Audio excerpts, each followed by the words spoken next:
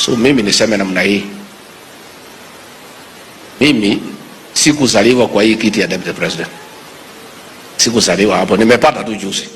Miaka hii ingine yote nilikuwa nakaa tu naendelea, ninakula na ninakunywa na ninaendelea na mambo yangu. Sio lazima nikae hapo milele.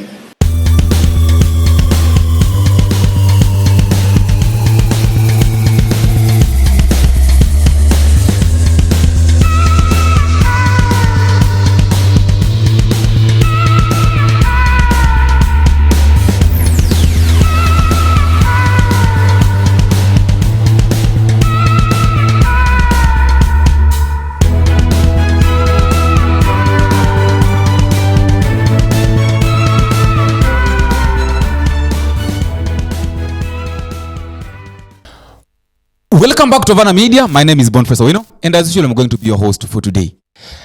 I remember on this platform, there's a time that I said that if this government fails, if this government of William Samoei Ruto fails, the government of Kenya Kwanza fails, being led by the President William Samoei Ruto, if at all it will fail, there is no one who will be blamed. Not the deputy president, not the CSS, no one will be blamed apart from William Samoei Ruto, the president himself. People will say that we gave you job to do. Instead of working for us, you started doing other things. Just right now, people are blaming William Samoei Ruto on this issue of traveling abroad every now and then, flying or going here, going to Korea, maybe USA, something like that. And they say that he's squandering a lot of money, that there's no way a president can use 200 billion for a flight to United States. Yesterday, John Mbadi was on TV, and there is something that he said. He talked about the people that are advising the president. He was saying that the advisors of the president are misleading the president. And therefore, the president is supposed to look for new advisors. Okay, let us take a look at this. Suppose William Ruto had got good advisors, the people that are advising him very well. He could have not done all these things that he's doing. I wanted to listen to the way John Mbadi is saying. Let me start by saying that in the traditional African society, leaders used to have what we used to call the wise men, and now you can call it wise men and women, who would tell them exactly when things are going wrong. I think President Ruto needs those wise men and women. The level of advisors that he has is failing him. And now look at the people who are representing Kenya Kwanza in the government studio. You listen to them, and I'm happy that they're in another studio and not where we are seated.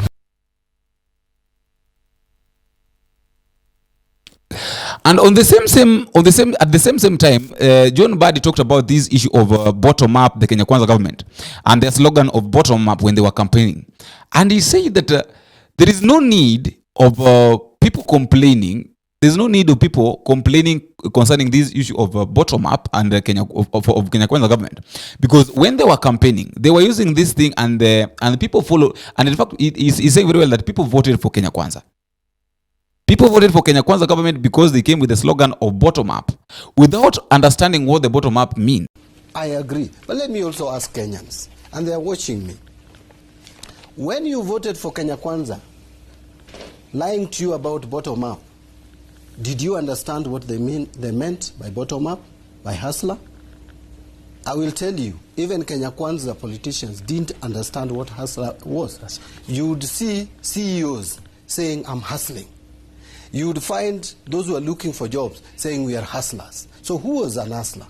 And then to the bottom up, Alice Wahome appeared before Kenyans on the TV and could not define bottom up. She's now the cabinet secretary implementing bottom up. How do you expect her to implement something that she didn't understand? And Kenyans voted for them. A good number of Kenyans voted for Kenya Kwanza, even though these people did not even understand what they were talking about. Thank you. Then you come and blame those who are elected today. You are the ones who elected these people. You elect criminals, and then you come and complain why those criminals are carrying out criminal activities. Asante sana. Tunashukuru Mheshimiwa Mshomba yuko hapa, na wakati huo alikuwa anazungumza. They did not even understand what the bottom up meant when they were voting. And I remember very well This CS by the name of Alice Wahome, there was a time that he was on TV and he was asked concerning this bottom up issue, and she was not even understanding what bottom up means. What is trickle down and what is bottom up in simplified terms? By working from the bottom down. Top down? Yeah, from up to from top to bottom. We voted for those who voted for William Samoei Ruto, for those who voted for the Kenya Kwanza government. He came up with the slogan of bottom up, and he was saying that his government will start raising people, will start with the people that are below coming up. And I don't think if that is something that is now is implementing it right now. And the same John Barry, there was a time that he talked when the 23 CS were being nominated. The debate was taken into parliament, and John Mbadi said these CS that are being nominated are not competent. These people do not know what they are going to do, and therefore the president is the one who is going to do the work. But being that now it's the president that wants them, it is good. Let us just accept so that the president can work with them. But what I know is that these people are incompetent. They cannot do anything. These people do not know anything. And So, Mr. Speaker, as I conclude, we have a choice to make either decision to reject over 60% of these names or give President Ruto his skunk. Let us not interfere with it. We give it to him. He has asked for it. Let us give him his cabinet. We know he's going to run the government from State House. These are not people who can run a government. Apart from a few individuals who are not even more than 8, the rest are incompetent, unqualified, have integrity issues, are people who cannot deliver this country from where it is to the next level that we want the country to move in. Thank you, Mr. Speaker, and I will oppose most of the names. I want us to take a look at it right now. I want us to let us take a look at the CS of health, CS of agriculture, CS of Minister of road. Those people are incompetent. Nakumincha, the one that was supposed to be the one of agriculture that Mithukili into the one that was supposed to Mithukili Inturi. Those guys are incompetent, but those are the people that now we have are they supposed to work for. Thank you very much for those who have been giving us support. Thank you very much for subscribing. Thank you very much for watching. Your comment, your subscription, your time is very much important to us, and that is why we appreciate.